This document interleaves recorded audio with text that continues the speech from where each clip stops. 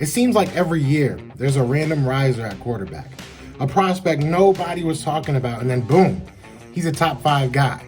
We have seen people like Carson Wentz, Joe Flacco, and even Patrick Mahomes come from relative unknowns to household names. 2021 is no different as BYU quarterback Zach Wilson is rocketing up boards. But is it justified? The former Mr. Utah runner-up had his sights playing with the Utah Utes, but when he realized that they had already had a quarterback prospect, he decided to go to their rival, BYU Cougars. Multiple surgeries and one out-of-this-world season later, here we are. Be sure to hit that like, subscribe if you are new, but without further ado, let's get into it. Yeah, we're just the Philadelphia Eagles, man. I wanted to give a huge shout out to the Philly podcast. I heard you guys are doing big things with that, and I just want to say thank you for the feedback and the support all year. We know your guys' job is sometimes tough, and a lot of people rely on you guys to give the right news. So just want to say thank you for that, and thank you guys for the support for Philly in general. And we're working our butts off to get back out there and turn this thing around. So we're really excited about that.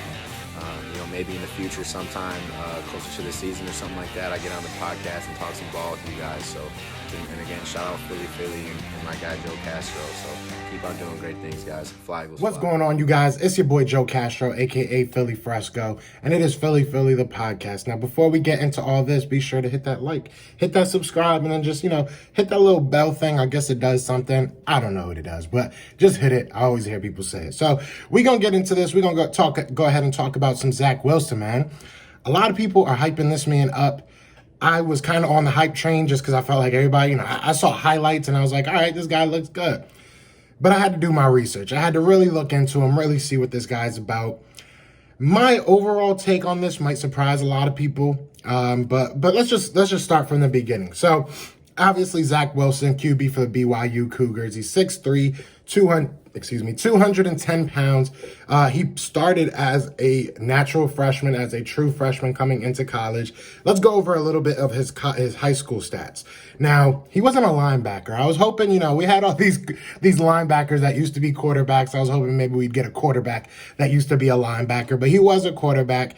His senior year was probably his best year, which is something that's going to be kind of a trend. His senior year, he threw for 2,986 yards, didn't quite eclipse that 3,000 yards.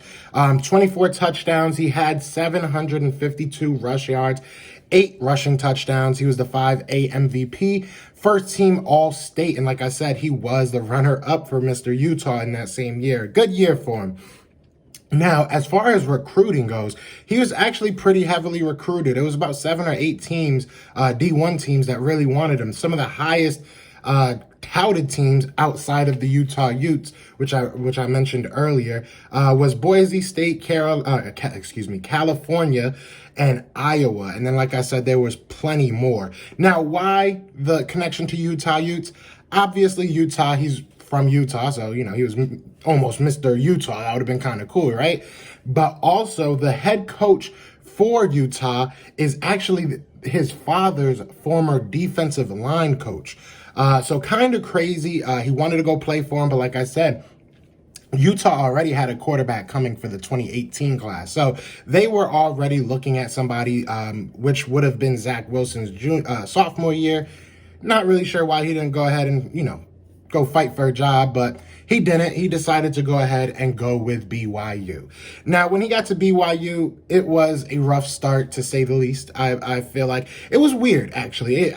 We'll go over it because it's like, it wasn't great, but it wasn't terrible. It showed a little bit of promise, got a little bit worse, then it got way better. This guy's really weird to me. So we start at his true freshman year. Like I said, he did start in his true freshman year, started 7 of the first 9 games, 120 for 182. That's a 65.9% clip.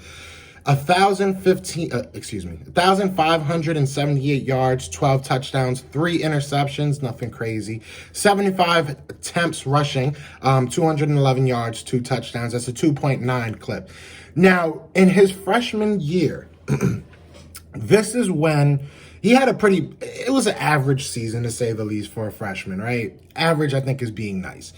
Now, he goes to play in the famous Idaho Bowl. The kid goes 18 for 18, 317 yards, and 4 touchdowns. Yeah, they went out there and they balled out. They went out there in a bowl game and balled out in his, like I said, his true freshman year. Now, that's not a lot of pass attempts. That's not like, he didn't go 50 for 50, but to go 100% completion percentage in any game, and especially in college, is very impressive, especially in a bowl game. So 18 for 18, 317 yards, 4 touchdowns. Now, how does that get worse? He goes and has shoulder surgery on his throwing shoulder the next week. So right after a great, performance in the bowl game, he's out and he goes and has surgery. So he comes back his sophomore year. He's able to start 9 games this year, and he goes 199 for 319. So you see, obviously the increase in his attempts, increase in obviously his completions. Went down on his completion percentage. He was at a 62.4 completion clip, 2,382 yards, 11 touchdowns, and 9 interceptions. 67 attempts rushing, 167 yards, 3 touchdowns. That's a 2.5 average. Not a great year. Not a great year by any stretch of the imagination. Realistically, it felt like he kind of went backwards. Now, maybe it was because of the shoulder. Maybe it was the throwing shoulder. It was still healing up. It kind of seems like that once we get to his junior year. But in that season as well, he ends up breaking his hand, and he misses time. That's why he only played 9 games. Again, he had to get surgery on that. So if you're keeping count, I know I am, that is 2 surgeries already. 2 surgeries in his sophomore year. Now we get to the junior year, his most recent year, 2020. This is what everybody's putting their bank on. This is what everybody's betting on, is that this is the guy they're going to get. All right, so his junior year, this is when he finally got to start every game. This is a fully healthy Zach Wilson. So he was 11-1. He was second in the FBS, in the whole FBS in completion percentage at 73.5. After 4 games, he was at around 81%, which is insane. He was 10th in pass yards per game at 307.7. He had 3,692 yards, 33 touchdowns, 3 interceptions, 70 rush attempts, 254 yards, 10 rush touchdowns. And they beat Boise State 51-17, which was a ranked team that year. So they went out there and balled, and my man Zach Wilson balled in that game. 22 of 28, 360 yards, 3 touchdowns, 1 rush touchdown. Now, look, if we just saw that one year, we'd probably all be salivating, right? That's kind of where I was a week ago. I was like, oh my God, that season is crazy. That was an incredible season. I think he was 11-1 in touchdowns to interception ratio. Like the completion percentage. We'll even go deeper into that. I was impressed. I was all in. But then you look at those first 2 seasons. You look at the shoulder and the shoulder surgery. You look at the second injury and surgery, and I start getting a little bit worried. So we're gonna go over his strengths. We're gonna go over his weaknesses. Obviously, we'll start with his strengths. Now, when healthy, that arm is electric. A lot of people make references to Patrick Mahomes or comparisons to Patrick Mahomes. He's not Patrick Mahomes. He's not, but nobody's Patrick Mahomes. There's only one Patrick Mahomes. But the comparison is in reference to how he's able to throw off kilter, off balance, off of, his center. There's an exact word for it and I can't think of it, but he's able to change his arm angle, change everything about how he's throwing and still get the power out of it. It's not something you necessarily always want to see. Something that I harp on with Carson Wentz, that he needs to not do that as much. But this kid has shown the arm strength to get away with it. So that's obviously great. His on the run throws, immaculate. He's very comfortable throwing from multiple angles, like I said, man. And it's not just, on the run or anything. If he's even sitting in the pocket, sometimes you'll have that defensive lineman just sitting there waiting, to put his hands up. He's very good at, that side angle. You've seen Lamar Jackson do it. You've seen, again, Patrick Mahomes do it. Now, he has above average pocket presence. If you look at 2018, he went from 23 sacks. He was sacked 23 times. Then you go all the way to 2020, and he was sacked only 11 times, playing even more games. So that says to me that you're getting a little bit more comfortable in the pocket. You're understanding the time that you have back there. So I respect it. Now, he trusts his arm on big play. This is a good thing and a bad thing sometimes. He's confident in what he can do.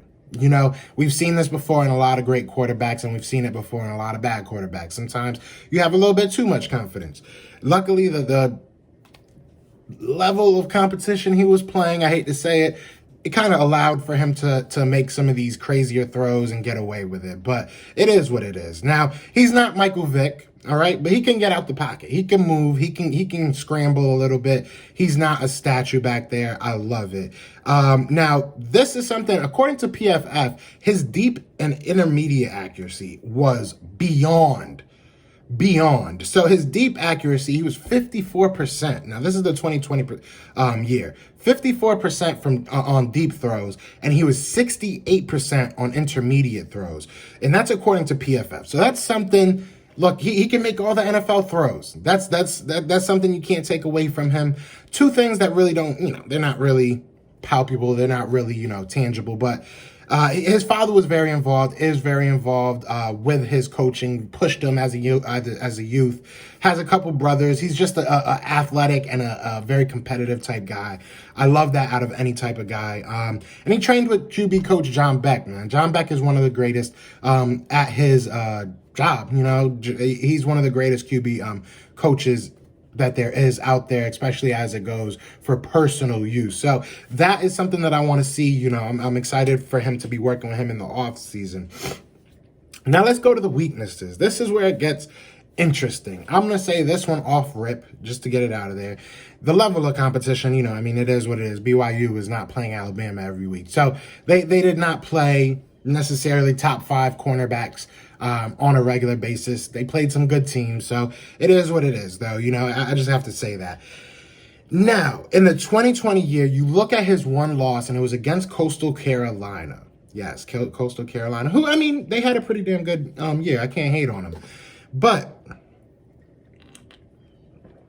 Zach Wilson looked lost. Zach Wilson completely looked lost.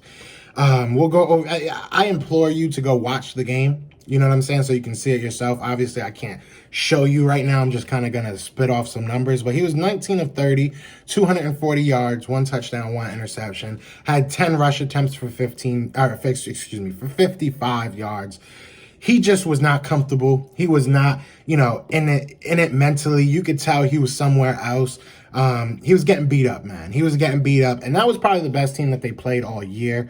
And they went out there and they got beat up, man. It is what it is, man. It is what it is. They beat Boise State that year, and not too far after that. But I wanted to also say, before I go into these last two, he went 2-4 against top 25 competition. All right, and that was over the 3 years, 2-4 against top 25 competition. And I want to go even deeper than that, okay? Because I want to go by the year and who he lost to, right, and how he lost to him, right? So we remember Utah. We're going to keep on remembering Utah was his father's former coach. He wanted to go there, didn't go there, right?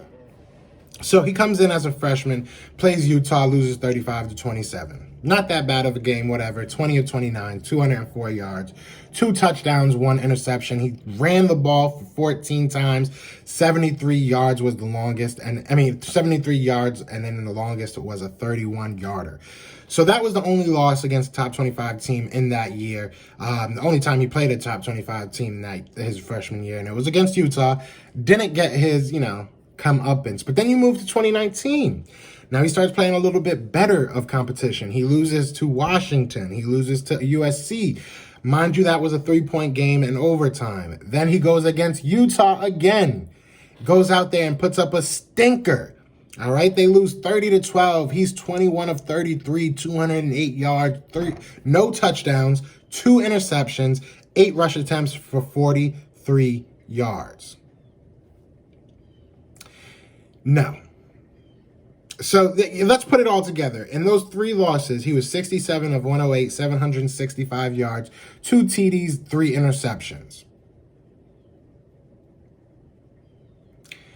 So he has 4 TDs, 4 interceptions. I'm not going to add up all these numbers, but so far. So in 2018, 2019, he has 4 touchdowns, 4 interceptions against major competition. Now, then we move to 2020, right? He goes against Coastal Carolina, obviously gets blown out, like I said. And then he goes to Boise State, and this is where it gets weird. He goes insane against Boise State. So this year, even though he had that bad game against Coastal Carolina, he's able to go 48 of 58, 600 yards, 4 touchdowns, 1 interception, 19 rushes for 63 yards, and a touchdown. What Zach Wilson are we going to get? That is the question. Are you willing to pick a man at number 2 that you don't know who you're really going to get? Are you getting the 2020 version or a better, even better, someone that's going to continuously get better? I don't know. Now, the last two weaknesses I want to go over are that he takes criticism pretty poorly. I watched, and this is me just kind of looking on the outside, but I was watching not even a documentary about him, but like a Boise State little 5-minute, 10-minute thing that they did about him. And I mean, his mom was sitting there crying, talking about, he comes home talking about what the fans was saying. I don't know, man. Like, it is what it is. I know, look, I'm an Eagles fan. I got to be realistic, and that is something big for Eagles. If you can't come in here and take what fans are going to say in BYU or Utah, yeah, bro, you might want to stay out there. You might want to stay in Utah. I don't think Philly's the place for you. But so that really kind of scared me, not going to lie. It might sound like a joke, but I'm actually dead serious with that. And then this one is kind of a joke, but he tried to get a receiving touchdown on his final play of his career. He didn't. He's no Nick Foles. So my overall thought, listen, I'm very nervous about putting the future of any franchise in the hands of Zach Wilson, all right? 2020 was an awesome year. 2 surgeries, 2 very underwhelming seasons. It just scares me away, man. I was a huge fan off of the hearsay and the highlights, but yeah, you can't ignore history. You really cannot ignore history. We've seen small school kids come out and break out and have great years, but I felt like there was some type of consistency. There is no consistency in Zach Wilson right now. Like, this is even going back to his high school, he got better as time went, which is awesome, which is what you want to see. But you're going to take a man at number 2 that might take a year or 2? I'm not seeing what everybody's seeing. So, I know this is a longer video than I usually do, but it's a quarterback, so I had to go a little bit deeper. I hope you guys enjoyed it. I did a lot of research on this, really trying to get all the information for you guys. So if you guys could leave a like, I would really appreciate it, man. That would mean a lot to me. But other than that, I will see you guys tonight for the mock draft, and y'all know what it is. It is Fly, Eagles Fly, and we are out here. Peace. Eagles fans everywhere. This is for you. Fly, Eagles Fly. Touchdown, time to get Jalen this ring. You don't really want to start a thing. This a Bird Gang Nation, baby. It's a Philly thing. Hater, and you looking like you type trash. I'm just here calling with Philly the podcast. And we can call a man dog or watch Miles score off the handoff. Rest of the division, your man soft. Jackson like Sean, hunting like Randall. Season here, really time to do him in. Your boy Philly Fresco. Thanks for tuning in.